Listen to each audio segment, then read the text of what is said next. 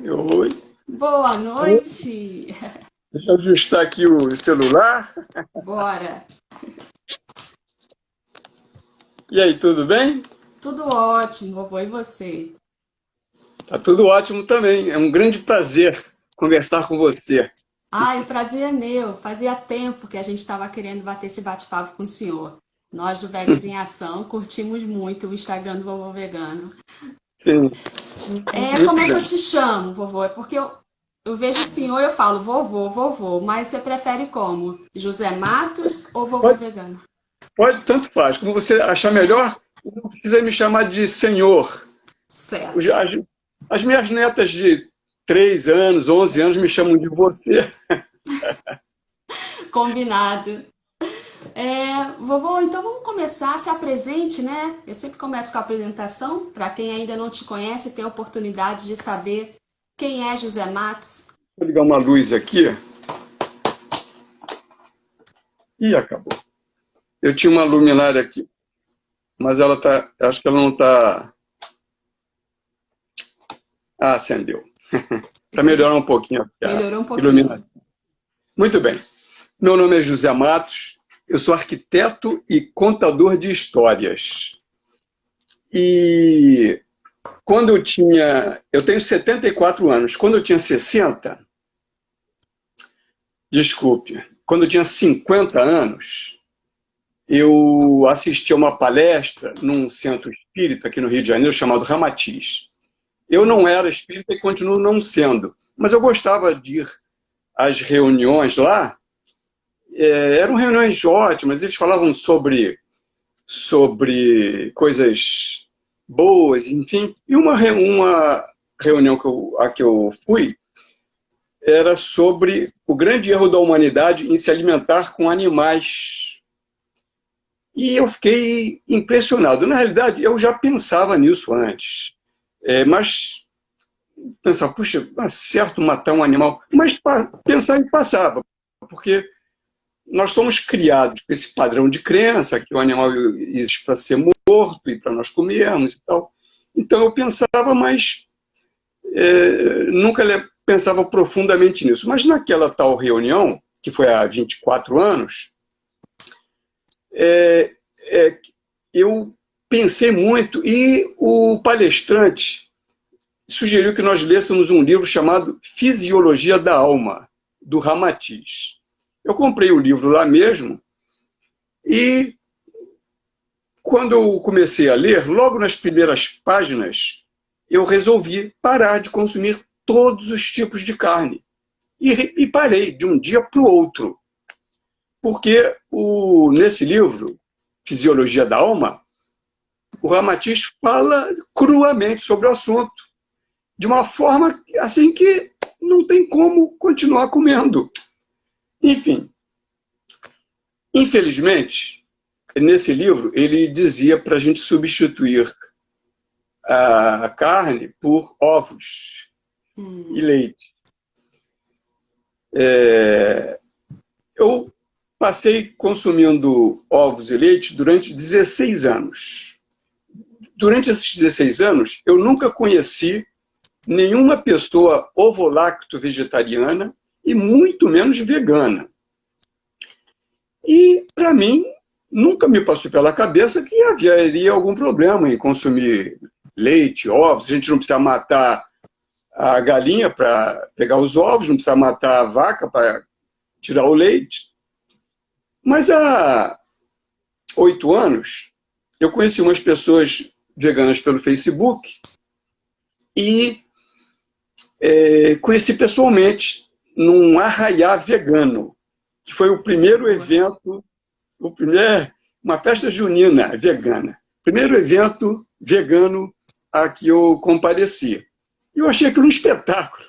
Foi numa rua, lá em Botafogo, numa ruazinha estreita, sem saída, e tinha barracas assim dos dois lados. E tinha quibe vegano, tinha acarajé vegano, tinha bolo vegano. Eu falei, não é possível. Como é que pode? E eu não sabia. Não sabia, nunca. Tudo isso sem leite, sem ovos. E aí lá eu conheci pessoalmente umas 2 ou 3 moças que eu havia conhecido pelo Facebook, né? E conversamos e tal. Aí eu falei, pá, mas é muito difícil deixar de consumir leite e ovos.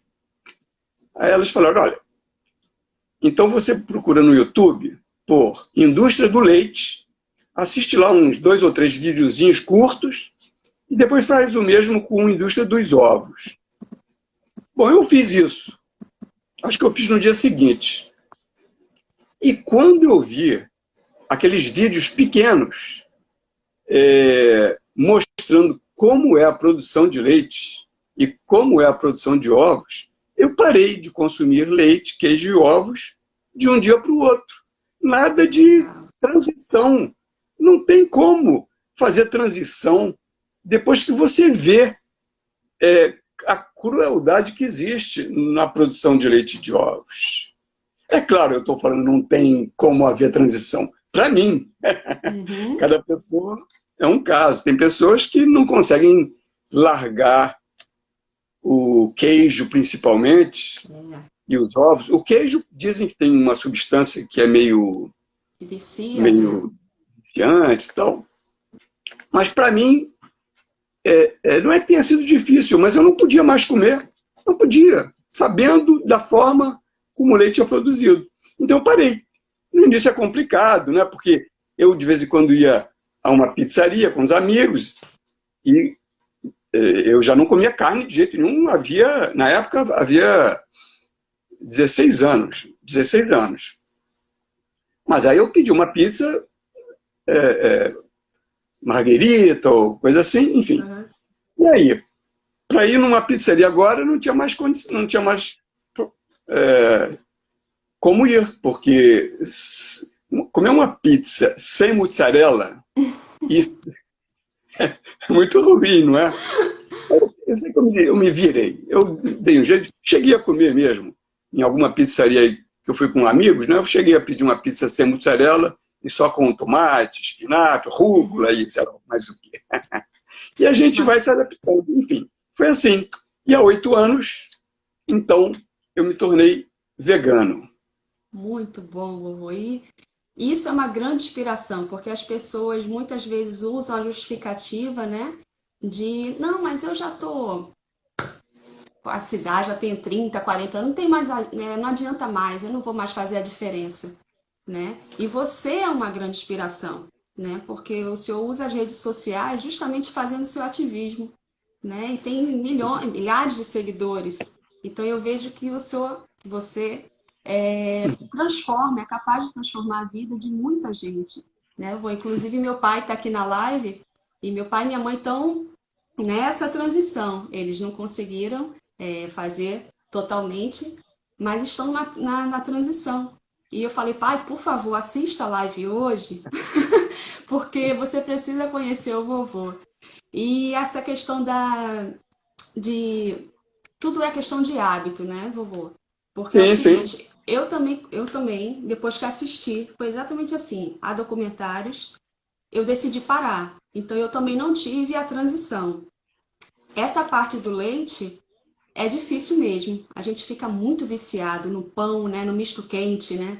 O sanduíche de queijo e presunto, a pizza, né? O queijo é complicado, inclusive porque há 8 anos não era fácil a gente conseguir um queijo vegano, né?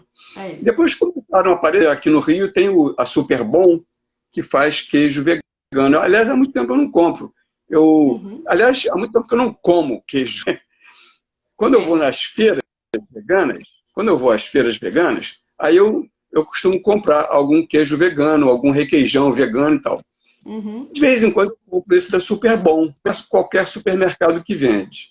Esse Superbom até que é gostosinho. Enfim, mas eu sinceramente não sinto a menor falta. Não sinto. É tudo questão de hábito. Adaptação. Isso, exatamente. Sim. Eu raramente, é muito raro, vovô, eu comprar um queijo. Muito raro. Eu vivo sem. Hoje eu vivo sem. No início, eu ficava com aquela dependência ainda, né, psicológica do queijo. Mas não é só de queijo que se baseia uma alimentação, né? Então, aos poucos, você vai desapegando desses vícios. Sim, sim. E no dia a dia, eu como arroz, feijão, legumes, verduras e frutas. Umas castanhas de vez em quando. E é o suficiente. Isso. Não só para me satisfazer, para satisfazer o meu paladar, como para a minha saúde. Uhum. Eu já vou uma vez por ano ao cardiologista, desde o quê? Desde uns 55 anos, 60 anos, acho que uns 55 anos, que eu passei aí todo ano a um cardiologista, para fazer os exames, para ver se está tudo certo. E os meus exames sempre estiveram bons. Quando eu deixei de consumir leite e ovos, queijo, aí na vez seguinte que eu fui ao cardiologista, eu disse a ele que tinha parado, tal. Ele, mas rapaz, tem que tomar cuidado, não sei o quê. Eu falei, vamos ver, vamos fazer o exame para ver o que dá. Aí fiz os exames, tudo perfeito, tudo perfeito. Colesterol lá no limite, mas ele já tinha me dito isso antes, que é um problema hereditário e tal, e eu tomo uma tal de simvastatina por causa do colesterol, né? Nem tomo todo dia, 4 vezes por semana, para controlar o colesterol. Mas ele me garantiu que isso é de família, que não é por causa da alimentação, né? E uns 3 anos depois, que eu não sabia nada sobre vitamina B12, depois que a gente se torna vegano, a gente aprende coisa pra caramba. Estuda tanto, né? A gente estuda tanto quando vira vegano. Olha, o meu cardiologista nunca havia me pedido dosagem de vitamina B12. Quando ele fazia o pedido de exame de sangue, ele pedia aquilo tudo, né? Nunca havia pedido vitamina B12. Mas, depois que eu comecei a ler sobre vitamina B12 e tal, eu falei, aí na próxima vez que eu fui, eu já tinha uns 3 anos de veganismo, falei com ele, acrescenta aí a dosagem de vitamina B12, que eu quero ver como é que está. Aí ele acrescentou. Aí estava em torno de 180, 190. Aí ele falou, tá bom. E lá no laudo do laboratório, estava lá, entre 180 e 900, 180 e 900, é o normal. Fiquei tranquilo, né? Mas aí comecei a ler mais sobre isso e vi que isso não é verdade. Que o mínimo da vitamina B12, da dosagem, deve ser em torno de 590. 590 ou 490, agora estou na dúvida. Nessa Mas margem 500. O doutor Eric, acho que é 490. O doutor Eric é que fala que o mínimo ideal é 600. Que abaixo de 600, a deficiência de vitamina B12 já pode causar algum problema de falta de memória ou coisa parecida. Então, quando eu li sobre isso, e o meu exame tinha dado de 180 ou 190, eu fui numa nutricionista vegana. E levei os exames e tal. Ela falou, realmente, agora eu não me lembro se ela falou que o mínimo devia ser 490 ou 600. Não me lembro mais agora. Mas aí, então, ela me passou um suplemento de vitamina B12 para fazer na farmácia de manipulação. Aí eu mandei fazer, tomei durante aquele tempo e tal. E no ano seguinte, quando fiz os exames de sangue, novamente, a minha dosagem já estava em mais de 500. Então, aí eu conversei com o meu cardiologista e falei, olha só, essa dosagem aqui de 180 está errada. Eu não sou médico, mas estou afirmando, está errada. Deu uma aula. Eu já li isso. E aí eu perguntei a ele, por que você não pede dosagem de vitamina B12 para todos os pacientes? Ele, porque para quem come carne, não precisa. Aí eu falei, engano seu. Caramba, eu conversando assim com um médico. Engano seu. Conhecem. Porque dizem que uns 40% da população tem deficiência de vitamina B12. E não sabem porque nenhum médico pede dosagem de vitamina B12. Isso. Aí, alguém uma vez falou para mim, então, se precisa suplementar a vitamina B12, é sinal de que uma alimentação vegetariana não é completa. Aí eu respondi o seguinte, você toma suplemento de vitamina B12? Não, não tomo. Eu falei, toma. Porque o boi toma. Se o boi pastar num pasto sem agrotóxicos, pode até ser que ele não tome suplemento de vitamina B12. Porque as bactérias que produzem de vitamina B12 e que estão no solo, lá nas raízes das plantas, não sobrevivem aos agrotóxicos. Então, se for uma carne proveniente de um gado que paste num pasto sem agrotóxicos, mas isso você nunca vai saber. Quase impossível. Agora, se o boi pasta num pasto com agrotóxicos, ou se ele é criado no sistema de confinamento e toma e come ração, ração de suplemento. Ração suplementada. E se ele se alimenta num pasto com agrotóxicos, ele toma suplemento de vitamina B12. Eu até fiz uma postagem aí já mais de uma vez. Eu peguei uma foto de um suplemento de vitamina B12 para animais, né? Então tem os animais lá no rótulo e tal. Eu fiz uma postagem falando mais ou menos isso. Que o comedor de carne acha que não toma suplemento de vitamina B12, mas toma, sem saber. Sem saber. Então é muito outros suplementos, né, vovô? Ácido fólico mesmo. Todo mundo suplementa. Pega uma farinha, um macarrão, enriquecida com ácido fólico. O próprio sal, o iodo, é enriquecido com iodo.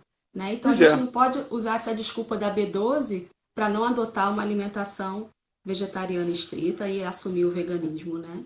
Por que será que o Ministério da Saúde, por que também não obriga o suplemento de vitamina B12 nas farinhas, etc. Pois né? Era uma boa. E me diz, Muito vovô, bem. na sua família, como é que é? Tem mais veganos na família? Nenhum. Que pena. Pelo contrário, é uma tristeza eu saber que meus familiares mais queridos acham normal o assassinato de um animal para comer o seu cadáver. Acham normal isso. Isso é que é o pior de tudo, porque o fato de comerem já é triste. Mas de vez em quando surge o assunto, e quando eu digo que isso aí são restos mortais de um animal covardemente assassinado, aí começa uma briga. Porque eu não posso falar isso. Por que eu não posso? Não é verdade? Um pedaço de carne não é nada mais do que restos mortais de animais covardemente assassinados. Mas não posso falar isso para a família. É exatamente isso, fazer a conexão, né, vovô? Quando as pessoas não conseguem fazer a conexão, soa até bizarro a gente falar, né, que carne é um pedaço de um cadáver. E que é de fato, né? Mas as pessoas não querem aceitar isso. Vovô, a advogada Cris, só um minutinho, ela já disse que já há um projeto de lei para incluir a B12 nos alimentos. Ótimo. Bom, né? Ótimo. Eu só queria fazer uma ressalva.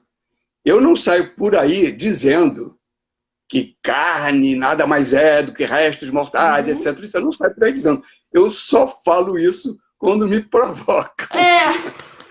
Eu também. Eu fico na minha, só não me cutuca. Sim. Olha só, deixa eu falar uma coisa curiosa. Eu tenho amigos de infância com quem eu me encontro de vez em quando. E antes dessa pandemia, a gente se encontrava de 2 em 2 meses e tal. E são 3 ou 4 amigos de infância. E eles comem carne, né? Então nós vamos para um restaurante e eu sempre peço algum prato que não tenha, enfim, que seja adequado, né? E todas as vezes, todas as vezes. Quando o garçom coloca lá as carnes na mesa, um deles, todas as vezes, ele fala: e aí? Vai uma picanha? E aí? Uhum. Aí eu falo sempre a mesma coisa. Você sabe que eu não como restos mortais de animais. Ele gosta que eu fale isso, porque ele toda Aham. vez. Pergunta toda vez o senhor responde. Mas só que é aquela tal história. Isso aí, para ele, não faz diferença que aquilo ali seja. É uma pena, sabe? Mas o pior de tudo são os familiares mais queridos. Sim. Esse é que é o pior de tudo. Não E dá para entender. eu acho que você deve receber também, né, vovô, muita mensagem por direct, acredito eu, de pessoas, justamente, que têm essa dificuldade, que é o único vegano da família, aí tem que se confraternizar, né? Porque é tão difícil quando a gente faz a conexão e a gente vê uma mesa cheia de animais, porque a gente já enxerga, né, as carnes, leite, ovo como animais. É tão ruim, Sim, né, para quem é vegano. muito, muito. E, olha, eu não sou religioso, mas não me conformo de as pessoas comemorarem o nascimento de Jesus com cadáveres sobre a mesa. Não dá para entender isso. Exatamente, uma incoerência muito grande, né? Pois é, É muito o que eu, grande. é o O que meu eu rosto está escuro, né? Olha aí minha Meu mãe, ó, rosto... de Norá Paiva, minha mãe, ó. Esse vovô é o máximo. Por isso que ele tá aqui, mama. Ô, Dinorá, você já se tornou vegana, Dinorá? Tô na transição, meu pai e minha mãe. Meu Ah, pai que bom. escreveu antes aqui que ele já conseguiu largar o queijo e o leite, mas o ovo tava difícil. Vamos ajudar meu pai a tirar o ovo agora. Isso. O detalhe do ovo também, as pessoas falam: ah, mas eu só como ovo caipira. Uhum. Bom, primeiro que o ovo caipira, a gente não pode dizer que é feito sem crueldade, né? Não, eu acho uma crueldade absurda você ter um galpão com um monte de galinhas lá soltas. As galinhas estão soltas, realmente estão soltas, né? Uhum. Diferentemente daquelas galinhas que são criadas dentro Nas das gaiolas, gaiolas. é uma crueldade assim inominável. Não, não me conformo da pessoa comer um ovo sabendo Proveniente. que é aquela crueldade. Mas aí falam, não, ovo caipira, ovo caipira. Ovo caipira é assim, são aqueles galpões enormes, milhares de galinhas lá soltas, com a luz acesa 24 horas por dia, pelo menos é o que eu leio, né?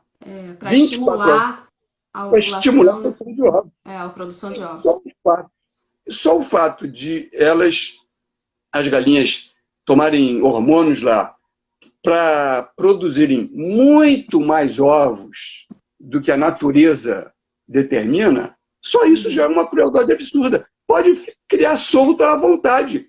É uma crueldade ela tomar hormônios para colocar muito mais ovos do que deveria colocar. E aí, essa pessoa que come ovo caipira, que acha que toda, né, vai numa festa, come o bolo. Ela sabe se aquele bolo foi feito com ovo caipira? Uhum. Enfim, é complicado. É. Mas a gente chega lá. Você acredita que a gente Vamos vai chegar chegar. lá, vovô? Que o futuro ainda vai ser vegano, nossos bisnetos, talvez. Você acha que esse É, futuro vai ser real? eu acredito que eu não vou conseguir, mesmo que eu viva até os 100 anos, mais Uhum. 26 anos, mas eu acredito que até lá. Agora, uma coisa eu posso garantir: o mundo nunca será vegano. Sabe por que eu digo isso? Por quê? Porque até hoje o mundo não deixou de ser racista, até hoje o mundo não deixou de ser machista, e é por isso que eu digo que o mundo nunca será totalmente vegano. Talvez Uhum. seja, assim, a maioria da população, mas totalmente, acho muito difícil. Uhum. Essa humanidade não tem jeito, não. Vamos resetar, né, vovô? Do- Dona Marlene disse, eu tenho certeza. É, O a que dona nos move Maria é a colocou esperança. Dona com letras Marlene. maiúsculas. Foi aí, ó. Aí Zuma tá falando, seremos todos novos vovós veganos. Tomara, Tomara que tomara mesmo. assim seja. Eu tenho esperança. Também. Veja só, com os meus netos, eu tenho um neto de 20 anos, uma de 15, uma de 11 e uma de 3, né? Para o meu neto de 20 anos, eu já falei para ele várias vezes isso, que carne é isso, que é cadáver, etc. Essas coisas todas. Já tentou vegangelizar? Não, para ele eu já falei assim claramente há muito tempo, desde que ele tinha uns, sei lá, 14, 15 anos.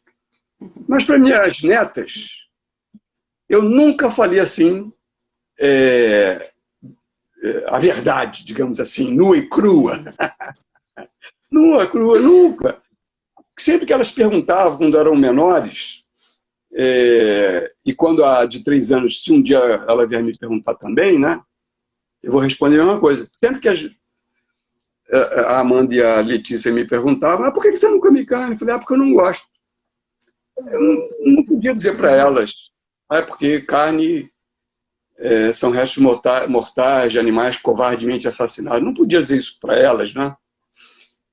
Eu gostaria muito de dizer quando elas eram pequenininhas, porque eu acho que a criança até uns 6, 7 anos, se tomar conhecimento de como é a produção da carninha, eu acho que ela não vai querer comer de jeito nenhum. Verdade. Agora, depois que passa de 7 anos, infelizmente, não sei porquê, depois que passa de 7 anos é difícil. Você, mesmo difícil, dizendo, né? Mesmo mostrando para uma criança o que é a carne. Pelo que eu tenho visto aí, nos últimos anos, muitas crianças têm nascido já sem aceitar a carne de jeito nenhum, não é verdade? Uhum. Tem até aquele polvo.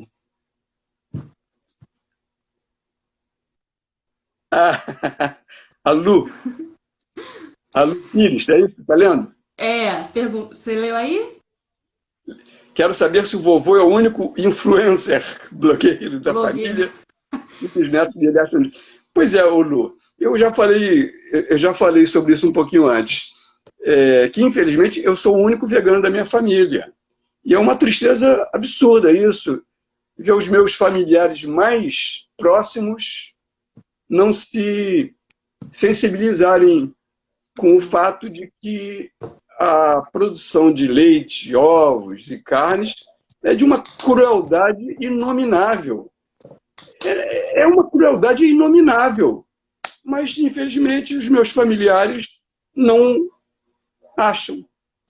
Uhum. E você perguntou pelos netos, eu estava justamente falando sobre isso, que para o meu neto mais velho, que tem 20 anos, eu já falei para ele, desde que ele tinha uns 14, 15 anos, já comecei a falar para ele a verdade sobre a produção de carne, etc. Né? Mas para as minhas netas, a de 15 e a de 11, eu nunca falei assim de uma maneira direta. Né? Eu sempre disse que porque eu não gostava. O meu neto de 20 anos, quando ele tinha 17, eu levei numa feira vegana, a Vegborá, que é uma feira bacanérrima que tem aqui no Rio de Janeiro.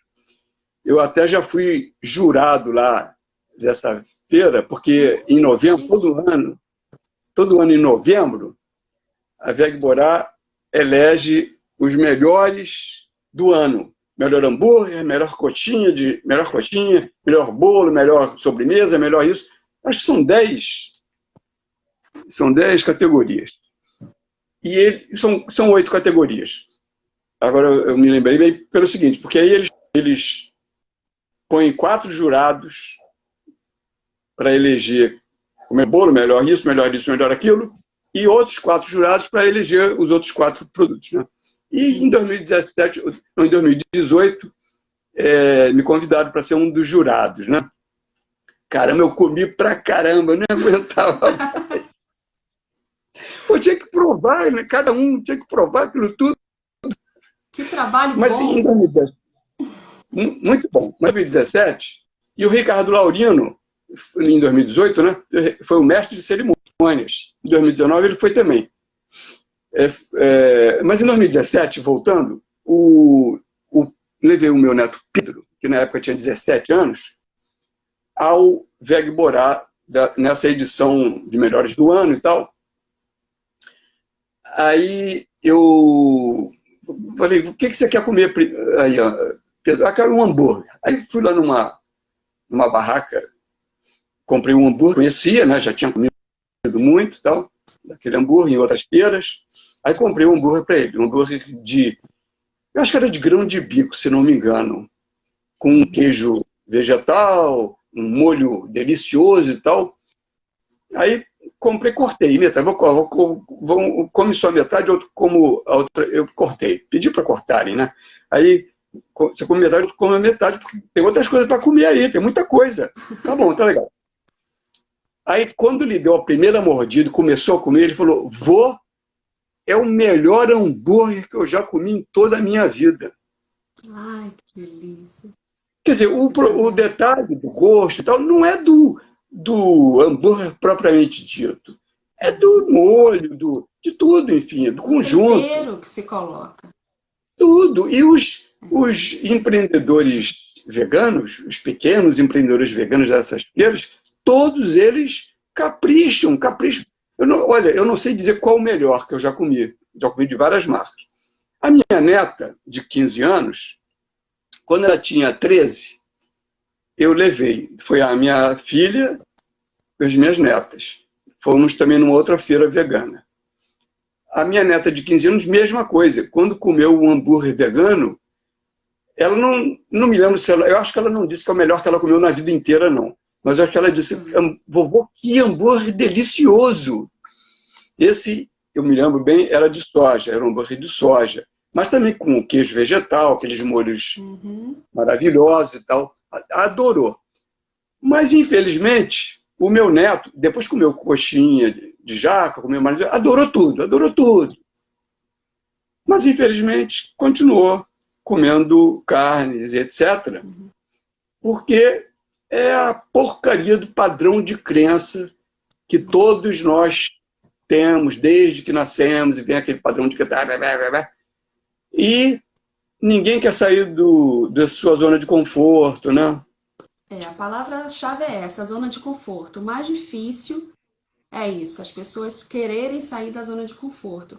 É mais fácil você se negar a entender o que acontece, né, do que abrir mão do seu prazer do paladar, né? Então as pessoas nem se permitem a conhecer aí novos sabores, né, que são tão deliciosos quanto. E quando você entende o que tem por trás daquele hambúrguer feito de carne bovina, quando você entende, você vê que aquele sabor que você sente não vale a pena, né? Aquele custo, até que a gente compartilhou, que a carne custa muito caro, né, para a nossa saúde e para os animais que tiveram a vida ceifada de forma altamente violenta, de uma vida de exploração tremenda. Então, que valor tem essa carne? Nenhum. Temos o reino vegetal todinho. Exatamente. Não é? Olha, você sabe que eu já tem uns 3 anos que eu entrei nos grupos de ambientalismo. Entrei para provocar mesmo. De vez em quando eu faço uma postagem. Caramba, você precisa ver como é que os ambientalistas me criticam. Põem carinhas de riso, escrevem cada bobagem absurda. Ambientalistas. Quando eu escrevo lá que a pecuária causa mais de 80% do desmatamento da Amazônia, etc, não dão a menor bola para isso. Dizem que isso não é verdade, que não é nada disso. Tem alguns que dizem até que o aquecimento global não é verdade. Fazer o quê? A Terra é plana. E exatamente, ambientalista que não entende o veganismo, eu entendo que não pode ser considerado ambientalista, porque se está tudo interconectado e você defende o meio ambiente, no mínimo, você deve adotar o veganismo, não é? É o mais lógico, não é verdade? Eu estou vendo que o pessoal está escrevendo, mas eu não estou conseguindo ler. Deixa eu ler aqui para prestigiar o pessoal que está participando. Ângela, ela é aqui de João Pessoa. Ela fez a observação das crianças, da educação das crianças. Ela falou, porque entre 7 e 9 anos é quando a personalidade da criança vai ser moldada. Quanto mais cedo educadas sobre, mais fácil a adesão. Foi o que a gente Sim, falou, sim. né? É isso. E minha amiga Thay, aqui de Jampa, também fala: ó, vovô, acredito que a nova geração tem grandes chances de se tornarem veganos. GeoVegan nos ajudará. Seus netinhos podem perceber isso mais claramente com o passar dos tempos. Vamos torcer, né, vô? Não, pois é, eu acredito que se eu tivesse podido falar com eles desde pequenininhos, eu acredito que eles, todos os quatro seriam veganos. Uhum. Mas eu não podia falar, não podia criar problemas com o meu filho e com a minha filha, né? Olha aqui o Alan. Se minha avó fosse viva, com certeza eu traria. Peraí, que sumiu? Com certeza eu traria ela para o veganismo, porque ela era super defensora dos pets. Olha só, você já viu grupos de proteção animal? Que na realidade são grupos de proteção de cães e gatos? Isso, já? Os nomes, os nomes são sempre proteção animal, proteção. Quais Teve uma animais? vez. Hã? Quais animais estão defendendo, né? Teve uma vez que, num grupo desses, marcaram lá um evento para ajudar um local lá, um abrigo de cães e gatos, tal, ou cães ou gatos, não me lembro. E para ajudar, eles iam fazer um evento com feijão tropeiro. Oh, meu pai. Um feijão tropeiro. Um contrassenso total. Uhum. Aí eu escrevi lá sobre isso, que era um contrassenso absurdo. Um grupo de proteção animal fazer um evento à base de assassinato de animais. Caramba, como eu fui crucificado! Imagino. Mas é por isso que a gente tem que persistir, vovô, e insistir naquele diálogo, né? Da tolerância, a gente tentar fazer a comunicação não violenta, porque eu acho que as pessoas aceitam melhor, né, esse tipo Sim, de diálogo. E aí é uma construção pouco a pouco, porque você vê o mundo todo, desde os nossos primórdios, tem esse histórico da carne, né? E a gente querer mudar isso de uma hora para outra, a gente não vai conseguir. Então aí a importância dos ativistas, né, das sim, pessoas sim. veganas irem tentando, eu sempre falo, tentando mudar o seu raio de ação. O mundo, eu, Flávia, não vou conseguir mudar sozinha. Mas as pessoas que estão ao meu redor, eu tento contagiar o máximo que eu posso. E a gente consegue. As pessoas vão Eu até, criando. Pode falar. se você me, se você me permite, eu vi aqui um comentário da Uhum. Marlene. Marlene é sua amiga, não é Sim. sua, não é sua mãe, não, né? Não, minha mãe é É de porque agora. Norá. Tá.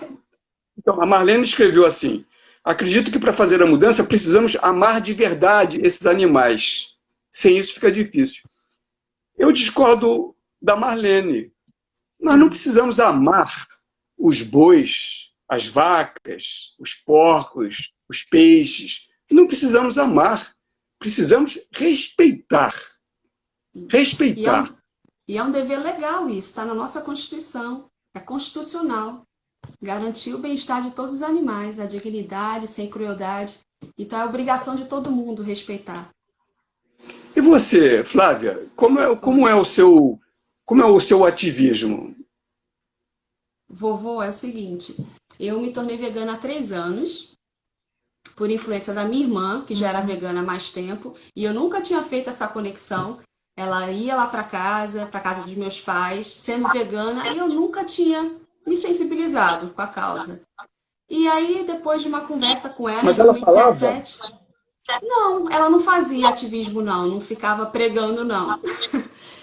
Mas aí, numa viagem em 2017, ela mora em Salvador. E aí, a gente, num jantar, conversamos. Ela levou a gente para um restaurante que tinha opção vegana, né, para ela e o marido dela jantarem, e a gente não era.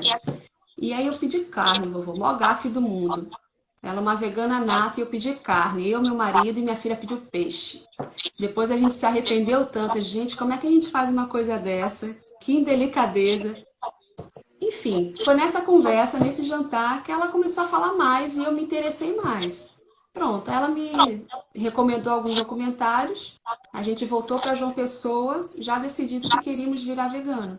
E aí foi só reforçando a minha intenção e a minha convicção. A cada documentário que eu assisti, eu falei, meu Deus do céu, por que eu tô nessa até agora?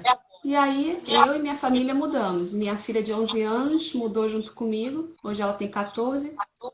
Que E bom. somos todos veganos aqui em casa. E Puxa vida, que agora, maravilha. de um tempo para cá, meus pais também começaram a virar a chavezinha. Então, a gente está no caminho. Isso aí é o paraíso.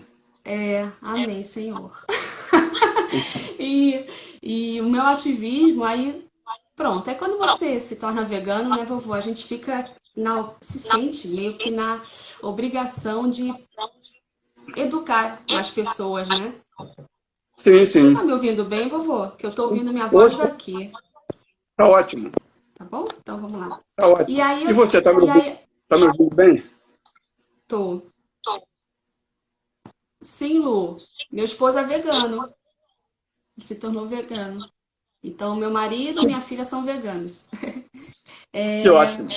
Foi. Então, meu ativismo começou assim. Depois de um ano vegano, eu comecei a utilizar as redes sociais para fazer falar sobre o veganismo, sobre a educação animalista.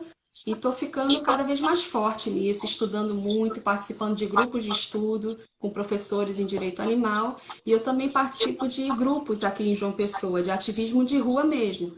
A gente vai para a rua pelo Vegas em Ação.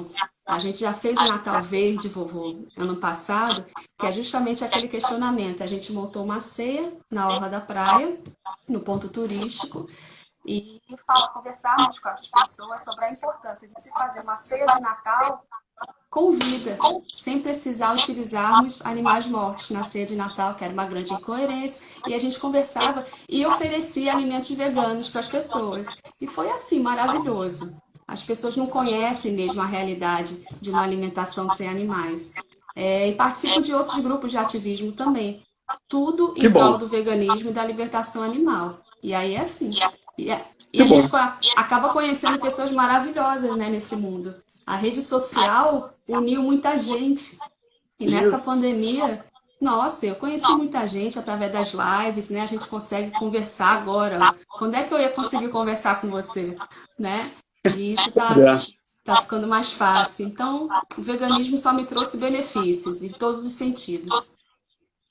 Então, em 2017, em março ou abril de 2017, eu até então eu fazia postagens sobre veganismo na minha página pessoal, né? E os meus amigos sempre vinham com aquelas contestações, com aqueles argumentos irritantes, etc. E tal. E aí, no início de 2017, então, eu comecei a pensar nessa história de criar uma página com o nome de Vovô Vegano.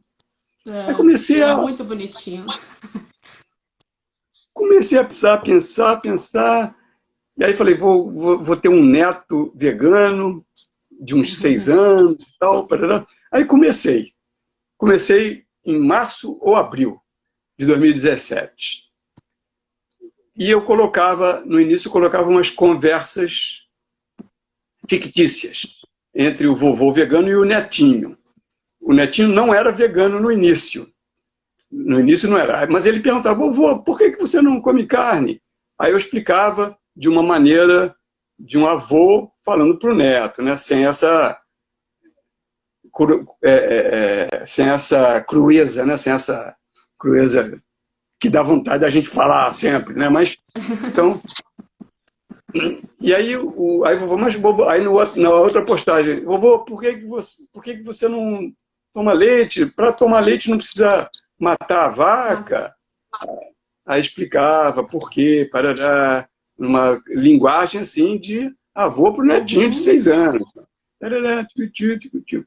Aí depois de 3 meses, o netinho virou vegano. Recorde! Ah,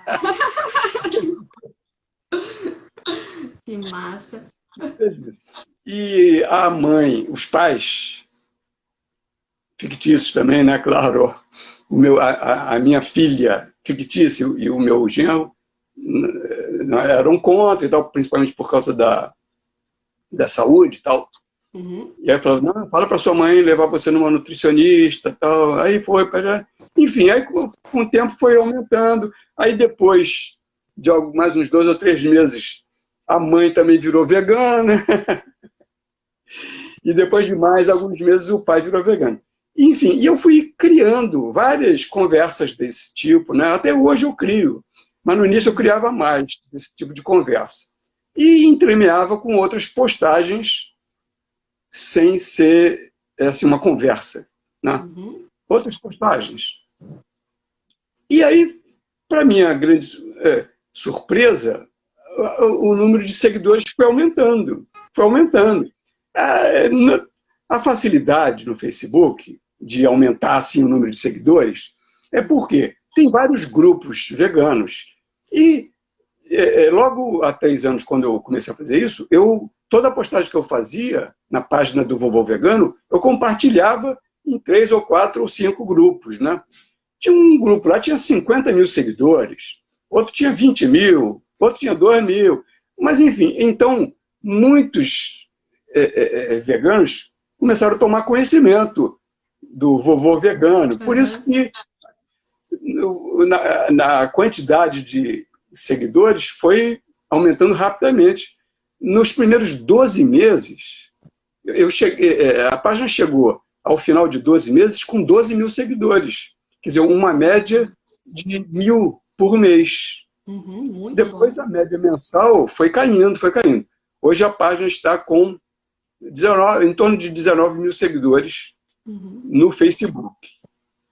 No Instagram, eu não tinha Instagram e eu não queria ter mais uma coisa para gastar o tempo, tal, porque eu trabalho ainda, né? Então, as redes sociais fazem a gente perder um tempão grande. Sim, demanda tempo, A gente tem que se controlar muito. Aí eu não queria entrar para o Instagram. Até que em março de 2018, eu resolvi entrar. Aí criei a página do Vovô Vegano, quer dizer, já tem 2 anos e poucos meses, estamos com 11 mil seguidores, né? Quer dizer, está indo bem, está indo bem. Mas, a minha intenção não é aumentar a quantidade de seguidores, é aumentar a quantidade de pessoas que se conscientizem. Desperte. E o meu neto entrou aí, é o P. Japiaçu. Ah, tu identifica. Vovô Vegano é o máximo. Ô, Pedro. Legal, Pedro. Bom. Ele tá falando aqui, ó, seu neto te convenceu. Eu acho que foi entrar pro Instagram, será? Foi, realmente foi.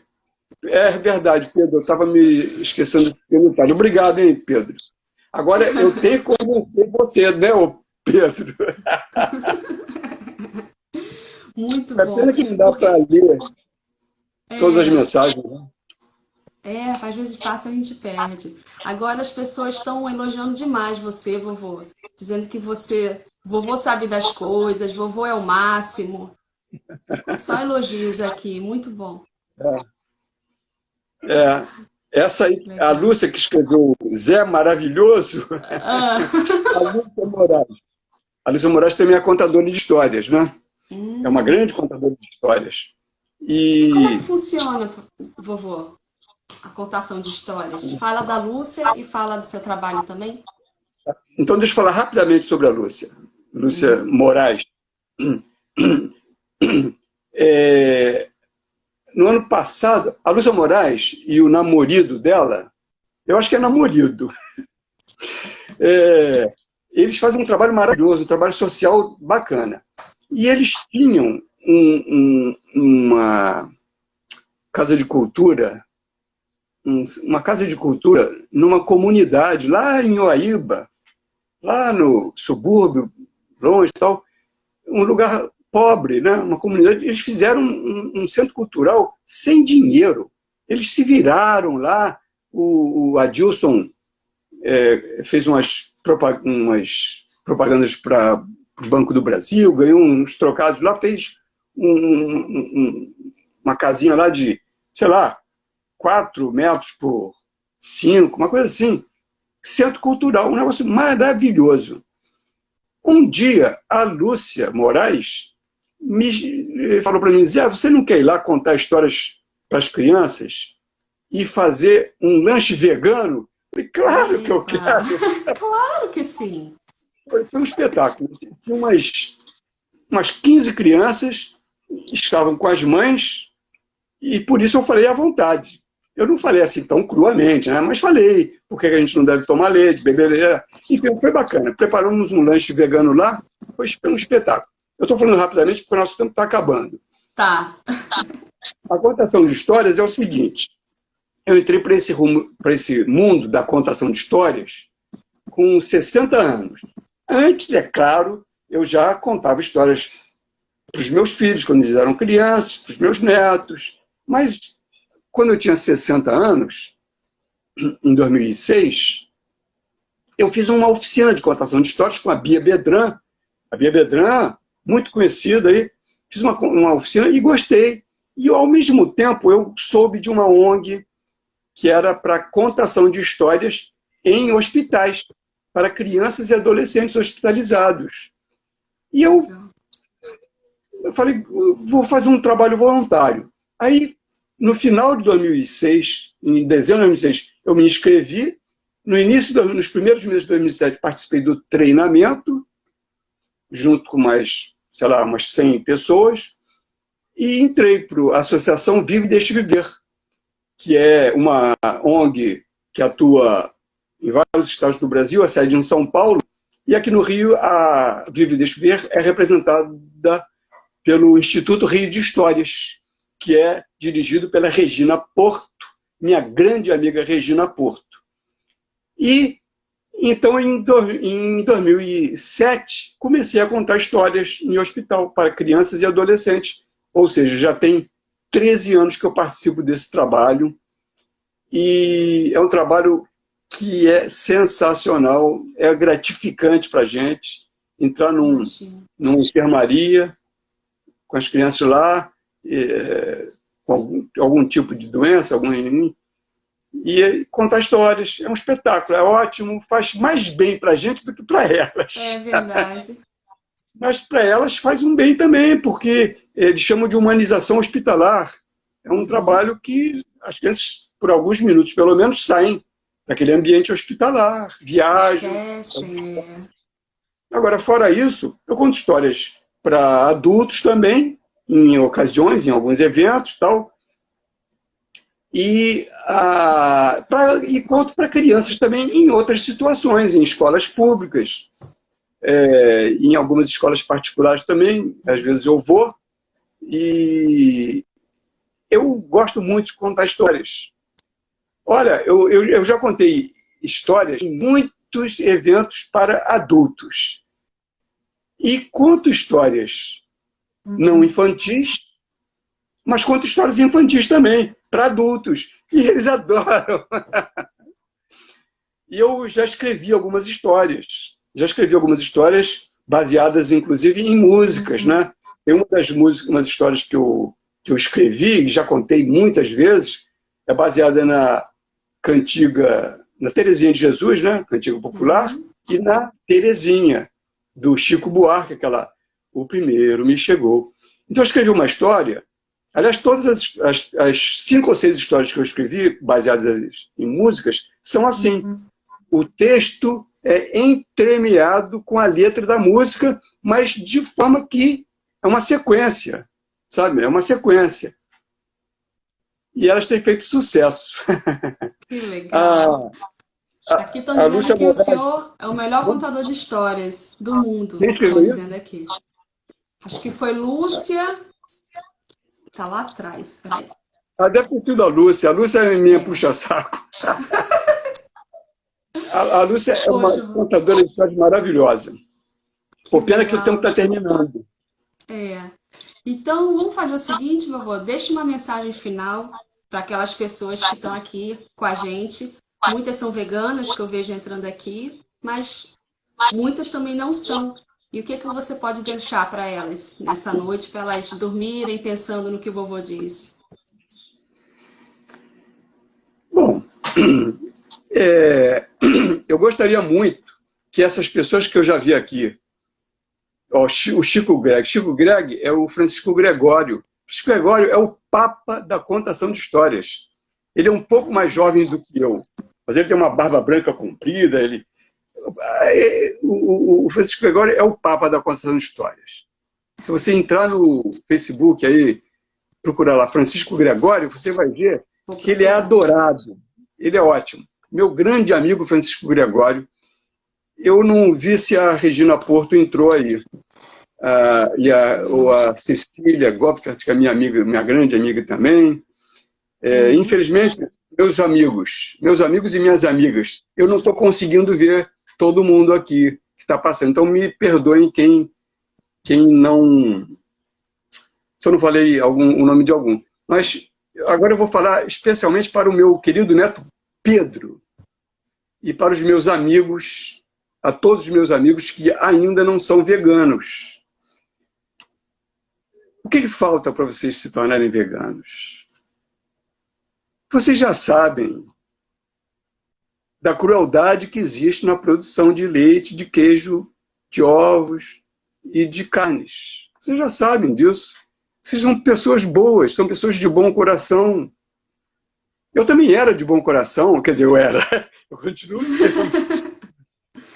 Mas eu era de bom coração na época em que eu não era vegano. Mas consegui me libertar daquela névoa que me escondia. A verdade que me mantinha dentro daquela zona de conforto e tal. Mas a partir do momento em que eu tomei conhecimento dessa crueldade, em que eu me tomei conhecimento, em que eu me conscientizei, né? Melhor dizendo, né? Porque uma coisa é a gente tomar conhecimento, outra coisa é se conscientizar. A partir do momento que eu me conscientizei, eu consegui largar tudo, largar leite, queijo, ovos, carnes. E é fácil a gente levar uma vida vegana. Se for num restaurante aquilo, é tranquilíssimo. Legumes, verduras, à vontade. Isso. Agora, principalmente para o meu Pedro, para o meu neto Pedro. O meu neto, ele sempre me acompanhou, desde criancinha, a gente saía, eu saía sozinho com ele. Eu ia para o teatro, para o cinema, só eu e ele. Sempre foi meu amigão e continua sendo meu amigão. Aliás, vai terminar. Rapidamente, procurem no YouTube do Vovô Vegano.